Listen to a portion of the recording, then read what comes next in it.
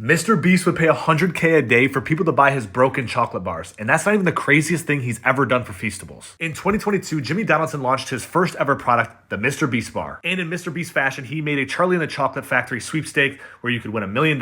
See, Jimmy looks at the candy industry as a stagnant old place ready to be disrupted. But he quickly found out that there's a massive learning curve in building a candy bar. The first one being bars breaking. Fun fact, the reason why candy bars have these lines in them is to prevent them from breaking before they're purchased. And Jimmy became obsessed with this. The early days of Feastables, there was a major problem with these bars just breaking. On the Diary of a CEO podcast, he said he went as far as planting GoPros on the shelves of Feastables just to see how the bars were breaking in the stores. He then went a step further and would pay people all across the country to go into Walmart and buy all of the broken chocolate bars that he said would run him around $100,000 a day. Most people might think that's crazy, and it is a little bit, but over-the-top generosity is literally MrBeast's brand. Not to mention, in just 3 years, the company's already evaluated over $500 million.